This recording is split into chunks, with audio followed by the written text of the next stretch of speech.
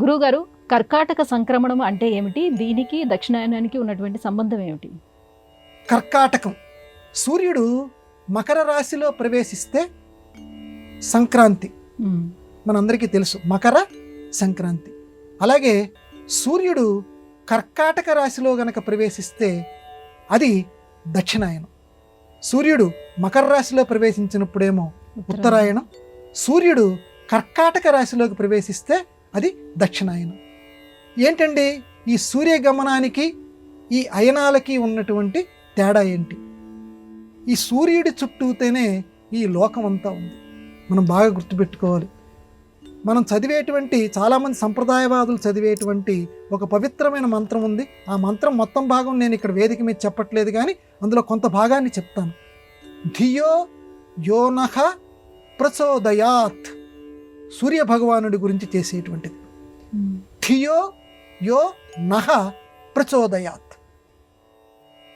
నేను ఎవరినైతే ఆరాధిస్తున్నానో ఆ సూర్య భగవానుడు నః, మా యొక్క ధియః, బుద్ధిని ప్రచోదయాత్, ప్రేరేపించుగాక. సూర్య భగవానుడి గురించి చేసేటువంటి ప్రార్థన. అందుకే సూర్యుడి చుట్టూ లోకం ఉంటుంది.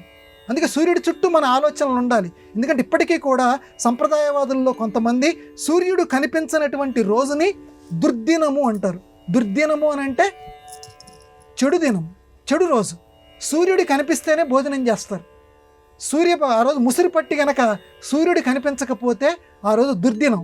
ఒక్కసారి మనం ఊహ చేద్దాం, సూర్యుడు కనిపించలేదు అని అనుకుందాం, 4 రోజులు గిలగిలలాడిపోతారు ఎక్కడి వాళ్ళు అక్కడ. ఎందుకంటే అంతా రాత్రిపూట ఎవరు ఇష్టపడలేం మనం.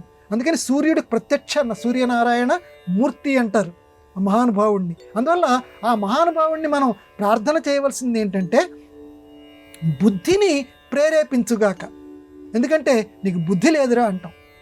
ఎవడి మీదన్నా మన కోపం వచ్చి వాడు చేయరాని పనులు ఏవైనా చేస్తుంటే మనం వెంటనే అనేది ఏంటంటే నీకు తెలివి లేదురా కదా, నీకు బుద్ధి లేదురా అంటాం. బుద్ధి అంటే ఏది ఎప్పుడు చెయ్యాలో అప్పుడు తెలిసేటట్టు చేసేటువంటి ఒక రకమైనటువంటి విశేషం. అంతే కదమ్మా. ఇప్పుడు పరీక్షలు వస్తున్నాయి, రేపొద్దున్నే తప్పనిసరిగా హాజరు కావాల్సినటువంటి పరీక్ష ఉంది. ఇప్పుడు 7 గంటలప్పుడు రాత్రిపూట బ్రహ్మాండంగా క్రికెట్ మ్యాచ్ వస్తుంది. రేపు పొద్దున్నే వాడి జీవితంలో చాలా ముఖ్యమైనటువంటి పరీక్ష. 7 గంటలప్పుడు కూర్చొని నేను అంతా చదివేశానులే అని చెప్పి ఇప్పుడు క్రికెట్ మ్యాచ్ చూడటానికి వాడు కూర్చున్నాడు అనుకోండి, పెద్దవాళ్ళు వెంటనే ఏమంటారు, కొంచెం వాడు తిట్టడంలో వాడి యొక్క భవిష్యత్తుని కోరుకొని, మరి నీకు బుద్ధి లేదురా, నీకు అంతా వచ్చినా ఒక్కసారి మళ్ళీ పునర్మూల్యాంకనం చెయ్యి, ఒక్కసారి మొత్తం వచ్చిందంతా ఒకసారి చదువుకో, నీకు ప్రేరేపణ కావాలని చెప్పి చెప్తారు కదా. ఆ రకంగానే బుద్ధిని ప్రేరేపించాలి, మన యొక్క బుద్ధిని. ఎందుకంటే మన చెడుదారుల వైపు ఎప్పటికప్పుడు మనం జారేటువంటి మనస్తత్వం కలిగిన వాళ్ళం. ఎప్పుడు కూడా ఈ జీవితాలన్నీ కూడా మనందరివి కూడా జారుడు బండలు. ఎప్పటికప్పుడు కుదురుగా ఉండలేము. అందరం కూడా మామూలుగా డార్విన్ సిద్ధాంతం ప్రకారం కూడా కోతి నుంచి వచ్చిన వాళ్ళం అని అంటున్నారు కదా పరిణామ సిద్ధాంతంలో. అందువల్ల మనందరివి కూడా కోతి బుద్ధులు. ఎప్పటికప్పుడు మనం జారిపోతుంటాం. మన సంప్రదాయం కూడా అదే చెప్తుంది. ఎందుకంటే నిలకడగా కూర్చోనివ్వదు ఈ శరీరం. ఈ క్షణం మంచిది అనిపిస్తుంది, ఈ క్షణం మంచి చేద్దాం అనిపిస్తుంది, మరో నిమిషం మంచి ఎందుకులే మనకు. కలిపురుషుడు మనల్ని ఆవేశిస్తుంటాడు. అందుకే ధర్మరాజు అంతటి వాడు మహాభారతంలో చెప్పాడు, ఎవరికైనా దానం చెయ్యాలి అని అనుకుంటే వాయిదా వేయకూడదు.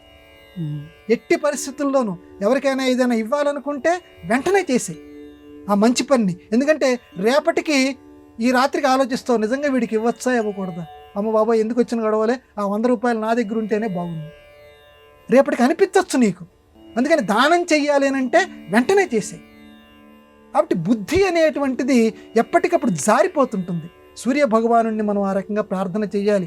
ధియో యోనః ప్రచోదయాత్, మా బుద్ధిని మంచి మార్గం వైపు నడిపించుగాక. అందుకే సూర్యభగవానుడి గురించి అంత గొప్పగా మనం చెప్పుకుంటాం. ఆయన పేరు మీదుగా ఉత్తరాయణం చెప్పుకుంటాం, దక్షిణాయనం చెప్పుకుంటాం. నిరంతరం మనం సూర్యుడి చుట్టూ మనం తిరుగుతాం. ఎందుకంటే మనం ఉన్నటువంటి భూమి కూడా అన్ని వందల మైళ్ళ వేగంతో సూర్యుడి చుట్టూ పరిభ్రమిస్తోంది. ఆ భూమి మీద నడుస్తున్నటువంటి మనం, ఆ భూమి మీద జీవిస్తున్నటువంటి మనం కూడా సూర్యభగవానుడి చుట్టూ తిరిగితేనే ఆ సూర్యుడు మనకి ఆరోగ్యం, భాస్కరాదిచ్చేత్ బుద్ధిని కూడా ఇస్తాడు. అందుకే సూర్యభగవానుడికి మనందరం హృదయపూర్వకంగా నమస్కారం చేద్దాం.